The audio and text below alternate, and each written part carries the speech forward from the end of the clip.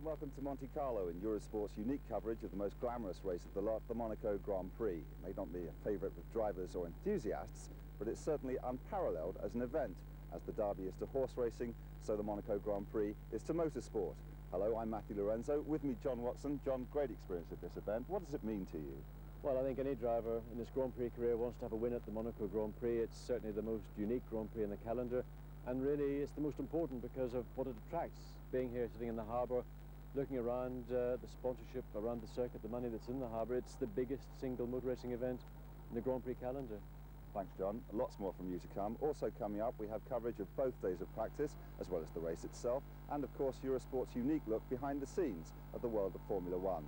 But for now, because Thursday and Saturday here are practice days, we're on a day off, which gave us a great chance to have a look round at this most jet-set of locations. Prince Rainier can look down on the most exotic and certainly the most expensive harbour in the Mediterranean, confident that this is the most glamorous venue for a Grand Prix anywhere in the world. Friday is a rest day between qualifying sessions, and rest and recreation is pretty much a way of life for those rich enough to cruise into town. The yachts and cruisers here form a gleaming jet-set background for the cars which scream around the quayside throughout the weekend. On board, it's hard to imagine the conversation is all about V8s and tyre configurations. Motor racing has always had a glamorous image. Nowhere is there more attraction than in Monte Carlo. Sometimes it's hard to remember that the main event here is a motor race, not a tanning competition. Back on land, it isn't only the racing cars on show. The richest spectators in the world naturally arrive in the world's most expensive cars. In the hours between practice and the race itself, a host of designer shops are open to tempt those with well-stocked wallets. Meanwhile, tucked around the headland in a converted multi-storey car park, the teams get on with the serious business of race car preparation. Beneath them, others have fewer problems, certainly none concerning what to wear.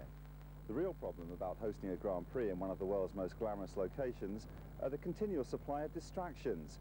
There's some fast cars, some beautiful yachts, a fair few beautiful women as well, and of course some very glitzy shopping around. To the committed sports journalist, all of that just adds up to one big headache. Cheers, Matthew. Yes, Monaco is an incredible collage of glitz and glamour, but the heart of it all is this tortuous 2-mile ribbon of track around the Principality.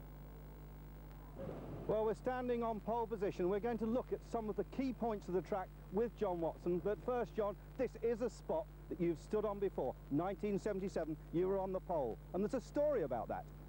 Well, Andrew, I stood on the pole literally with my rear wheel spinning because that stuff there, that white zebra crossing, is so slippery.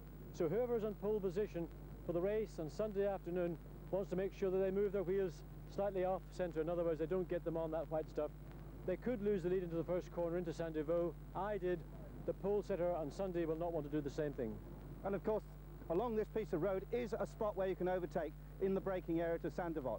Well, I wouldn't like to do it in the braking area. I would prefer to do it really about where we are now, because the road narrows down, it goes to the right, then turns to the left, so you really want to get your overtaking done before you get to Saint-Devoux. But the brave and the young, let's say, will certainly have a go.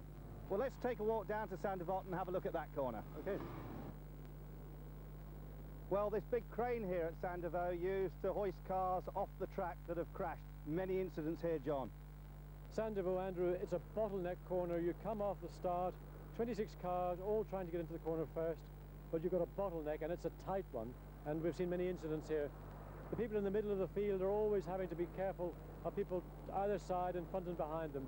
Once you get through the corner, then you're accelerating up the hill, up towards the Casino Square, and that's a very steep hill. It's about a 1 in 7 incline, so by the time we walk up the top of there, you will be puffing.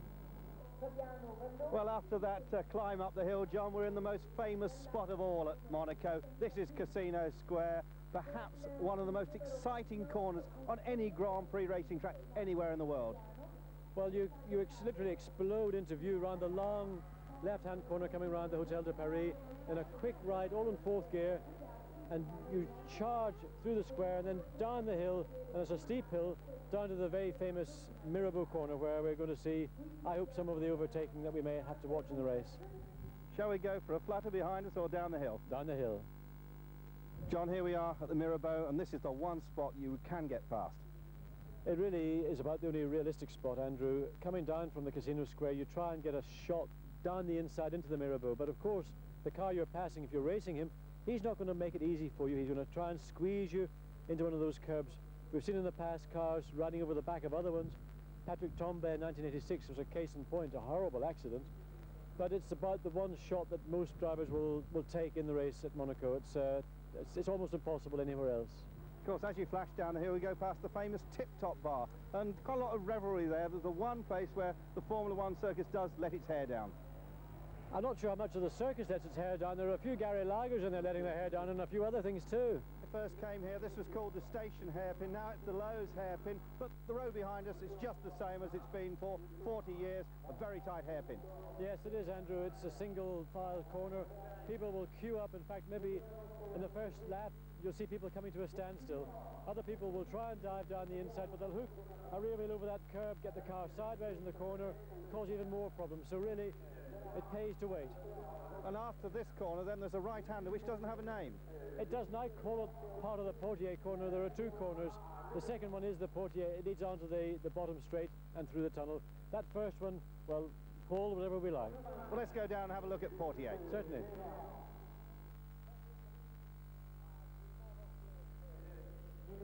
Well, John, this is Portier, and this is a very important corner because it really governs your speed down the straight towards the chicane and, of course, through the tunnel.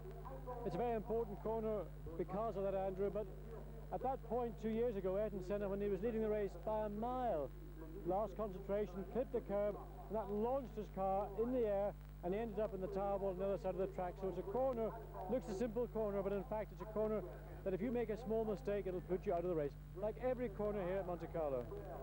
Well, now we're in the tunnel under the Hotel Lowe's, and I think the first thing you appreciate is that it's quite a long right-hand bend. It's one long bend. In fact, from the minute you enter the tunnel is curving all the way around, and of course the worst part of the curve comes at the very end of the tunnel when you're going at your quickest. It's a blind corner. You have to just trust in yourself and trust in the marshals that there's nothing there obstructing you as you go around that final curve.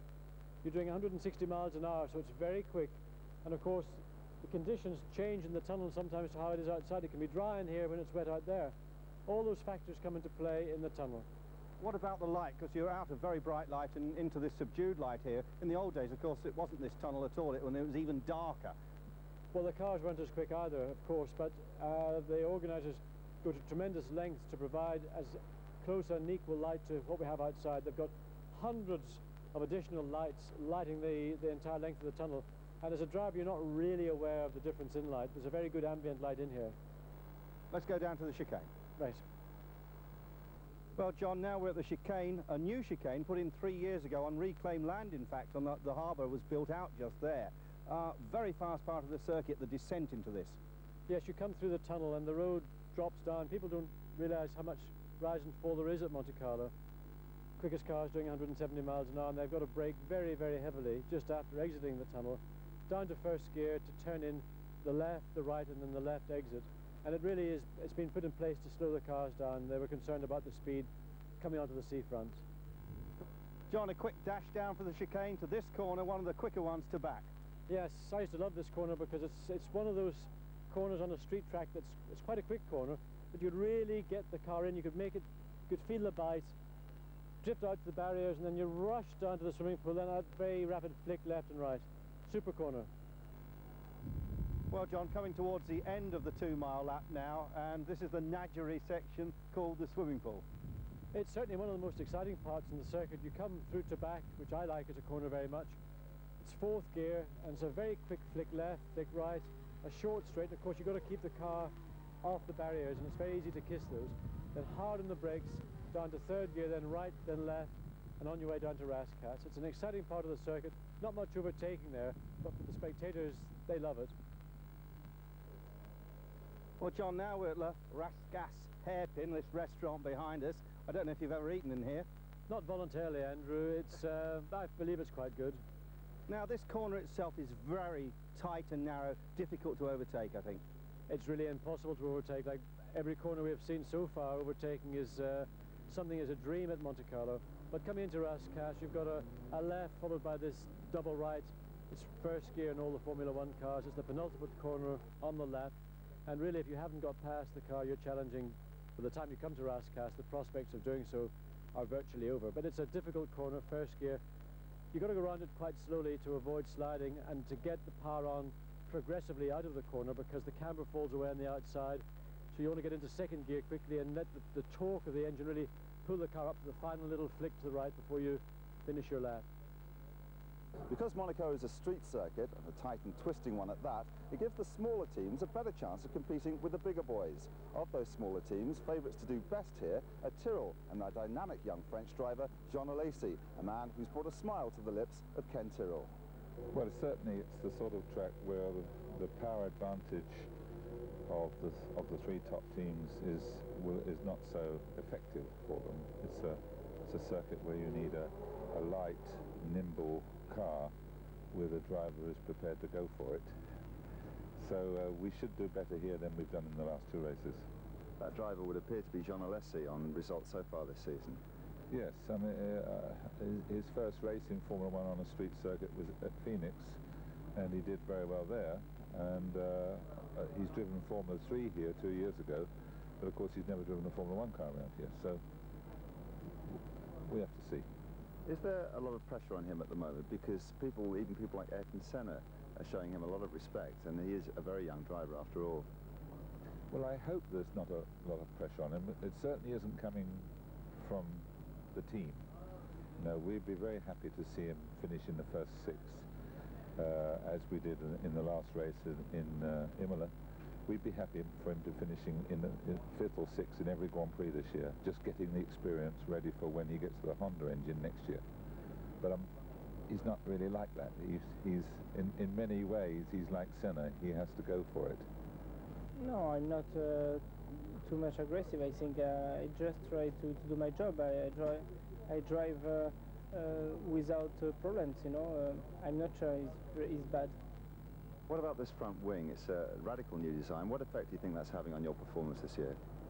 Well, certainly the new car we proved at Imola that it's quite a bit better than the old car, and the old car wasn't bad.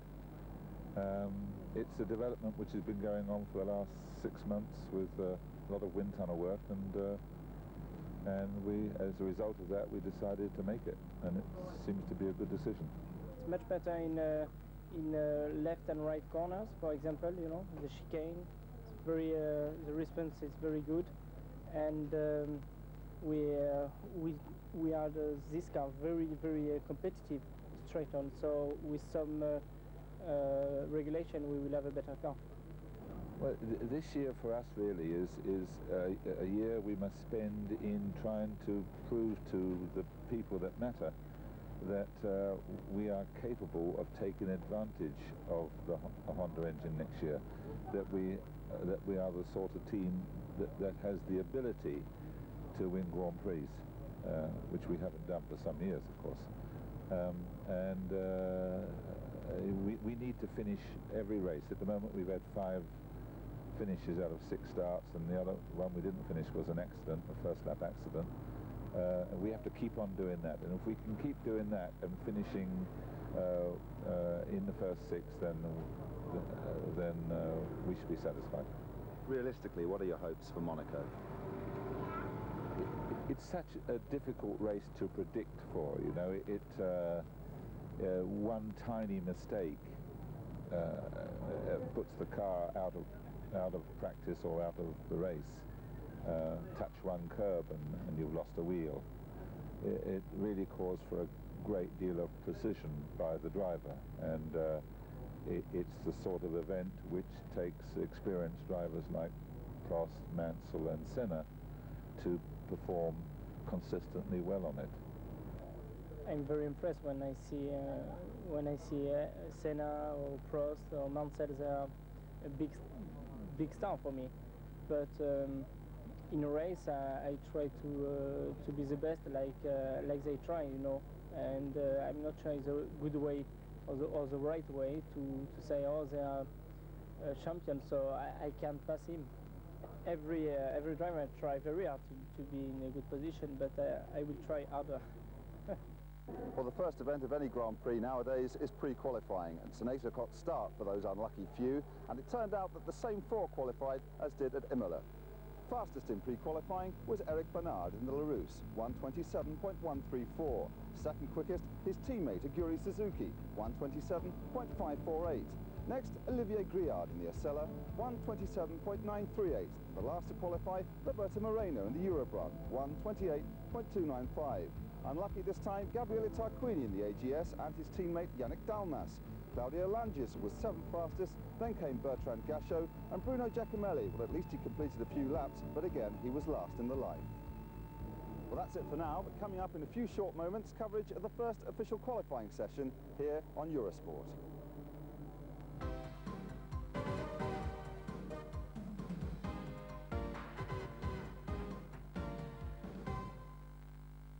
Back to Monte Carlo and Eurosport's coverage of the Monaco Grand Prix. Now here's Andrew Marriott with coverage of the first day's official qualifying session. Yes, well, here's the pit road at Monaco, the busiest pit lane anywhere in the world. Of course, no testing at all at Monaco, so everyone has to rely on the previous year's settings. Jean-Marie Balestre, the president of FISA, arriving to inspect the Grand Prix racing cars. John Watson. Yes, there's a few minutes to go before practice begins. Of course, Monaco is a street track. It's green. By that I mean, with no racing cars on the circuit, there is no racing line. So it takes a number of laps for the slick tyres to clean off the scum, the oil, the dust of the day-to-day roads of Monte Carlo, and for that black line to go down. So the first laps are not going to be particularly quick. We'll see cars sliding around, but gradually as the session progresses, we're going to see quicker and quicker times coming. Yes, a very large crowd here for Thursday's practice session, perhaps the biggest I've ever seen on an opening day. Prost, one of the first men, ready to go out on the racetrack. There he goes, the label showing that the tyres are absolutely brand new. Always a telltale sign. Riccardo Patrese tells his mechanics to start the engine. Patrese, of course, still bubbling with his success from 2 weeks ago, the San Marino Grand Prix. There are people that still criticise his driving. John Watson and myself, not in that particular club. Piquet went early in the spare car. Nigel Mansell was hoping that the 7-speed automatic gearbox would be a big advantage for Ferrari around this very tricky circuit. More gear changes here than any other circuit in the world, of course, John. Yes, it has, but ironically, Alan Prost, the current world champion and teammate to Nigel Mansell, I think feels the gearbox is not an advantage here, because a lot of these corners require you to go down through the gears rather than taking the gear you're in to the gear you want. So he is not quite so happy with the gearbox and feels that, in fact, it could be a disadvantage. Well, that's the Williams pit, and there is Frank Williams in his wheelchair with team manager Michael Caine, just looking at the timing monitor. And very quickly into the session, Jean Alesi in the first 5 minutes was absolutely flying. Just look at him, pounding down out of Casino Square, the car twitching all over the place. John. He's just grabbing that car by the scruff of the neck and throwing it around like a go-kart. It's, I mean, it's his first time in Monte Carlo in a Grand Prix car, and he's driving like he's been there many times. And the guy, he's got such confidence, such aggression. He can go out when he's cold, the car's cold, the tyres are cold. Look at the waist. I mean, that's just amazing. I mean, really, any driver who's been here a few times would never dream of driving like this at this stage in qualifying, practicing. Well, that first quick lap of Jean Alesi's put him briefly on top of the pile. But, of course, people like Senna to come. And here, let's look at that lap again in slow motion, or that dive through Casino Square, John. And he's got the car. I mean, all four wheels are sliding there. You can see he's locking up brakes. The front wings are grinding, sparks coming off them. He's got a little bit of understeer going into the corner, and as he comes off the corner, there's a crest. The car goes over the crest, gets light, then suddenly the back snaps out and very nearly makes contact with the barrier, but he just keeps his foot in it, charges down to the Mirabeau corner on the brakes, and yet again turns that car in, wrings its neck. Considerable optimism in the Lotus pit, and good cause for that, because Derek Warwick went to the top of the list quicker than Jean Alesi early on in the session, and hung on then at the top of the list for a full 15 minutes. So the Lamborghini power seems to be working. Derek here coming back after his quick run. Very underrated driver, I think, Derek, John. Yes, he's a driver, I think, of great potential, and really his opportunity came in '84 and '85 at Renault. Since then, he's never had a car, a team to, I think, justify his ability and experience. And I'm quite certain if Derek was given a drive in one of the 3 top teams, you would see him winning motor races. Yes, and he is, of course, being kept very honest indeed by that young Irishman, Martin Donnelly. Derek just thinking about that quick lap he put in. And taking a drink there. Always hot at Monaco, very tiring circuit. Derek just taking a rather special straw there and a quick sip of water. Monaco's very physically grueling, mentally grueling as well, and a lot of the drivers will carry a drinks bottle with them for this race. We've seen it in Imola, and even just in practice they'll top up throughout the practice sessions. There is Martin Donnelly, and an early 11th fastest time from Martin. Very impressive, this young man. Now lives in Norfolk, but of course originally from Northern Ireland. And Andrew, just look how small the cockpit is in that car. I mean, really, the modern Formula One car is tiny inside, and that vertical shot really gives an indication as to how little office space a driver has today. But of course everyone was waiting to see what this man Ayrton Senna would do on his quick lap. Remember, just 2 sets of those qualifying tyres. It really means around Monaco only 2 chances to do a quick lap. This is Senna's first. And this is an explosive lap. He got into the car, went out, did 1 warm-up lap, and then nailed it. And this man, his sheer elan, that's the only way I can describe him, is phenomenal. We saw it in Imola in qualifying, and we're seeing it yet again. And what he does with a motor car around this racetrack is just, it's just special. There's no other way to describe it. And his time was 1 minute 21.8, over 2 seconds faster than any of his rivals at that particular point during the qualifying session. Senna then, knowing that he's demoralised the opposition. And during Thursday's practice, another man that was rather demoralised, Nigel Mansell. In the practice session, he had this incident, a spin in Casino Square, knocking off the rear wing.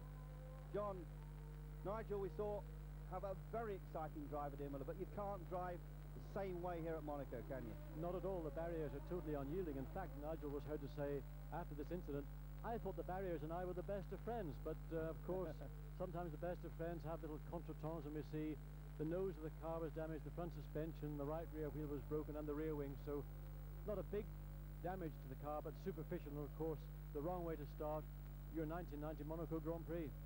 Yeah, well, this is a race that Nigel came very close to winning in a Lotus Renault.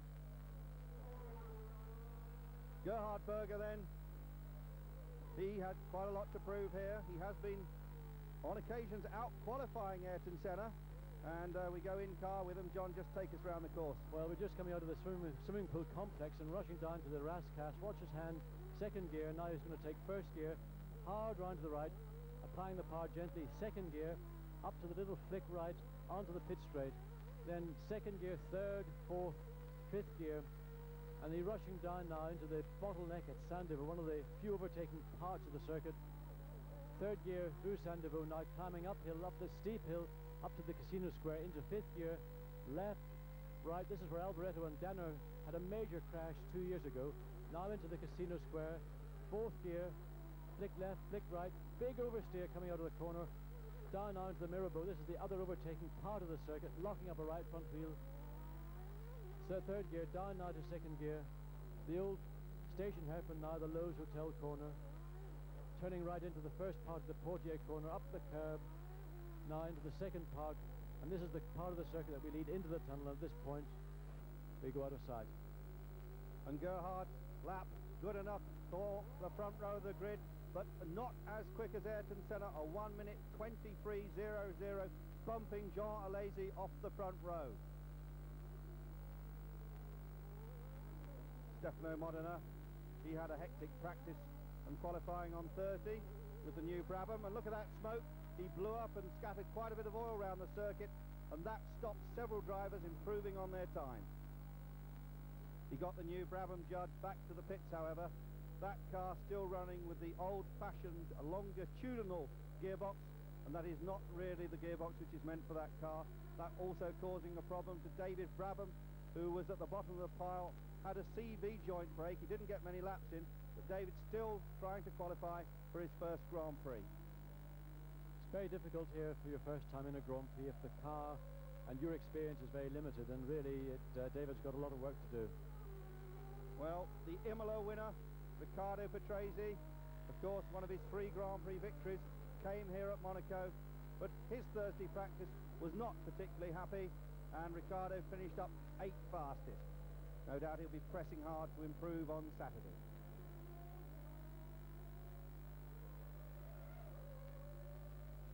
Patrase's car pushed back into the very cramped space that the mechanics have to work. In fact, this is a big improvement on what the pit lane used to be like, but it's still pretty bad. And there you see the Renault telemetry. They're able to monitor what's happening in Patrese and Bootson's cars throughout the race and practice. So if something's going to go wrong, they're going to know about it even before the driver does.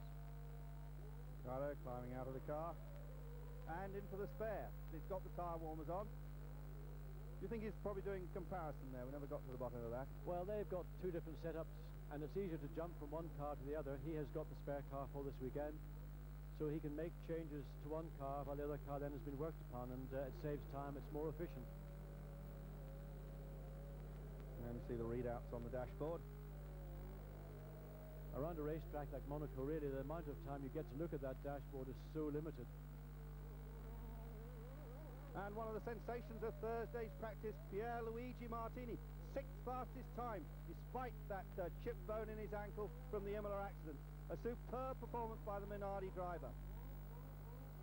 But the big headline was written by Ayrton Senna on his second run. He went even faster, 1 minute 21.797 for the pole spot alongside Gerhard Berger. Alan Prost had various problems during qualifying, but right near the end, put in a quick one, good enough for 4th position.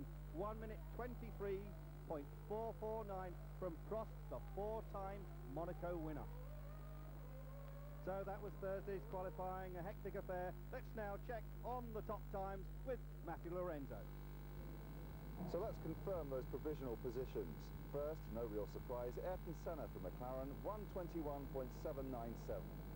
Second, the other McLaren, driven by Gerhard Berger, 123.001.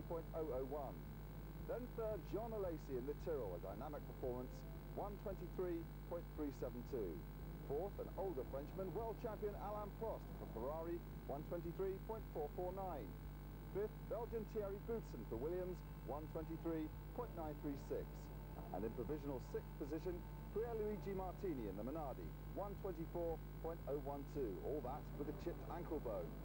7th is Derek Warwick for Lotus. 8th, Riccardo Patrese for Williams. 9th, Nicola Larini in the Ligier. 10th, Nigel Mansell in the other Ferrari. And 11th, a great drive from Martin Donnelly for Lotus. 12th, Emanuele Pirro in his first ever Monaco Grand Prix for Dallara. Well, that's it for today from Monte Carlo, but join us on Saturday for our second programme, which features the second qualifying session, plus all the news from around the pit lane. That's at 21:30 Central European Time, 20:30 in the UK. See you then.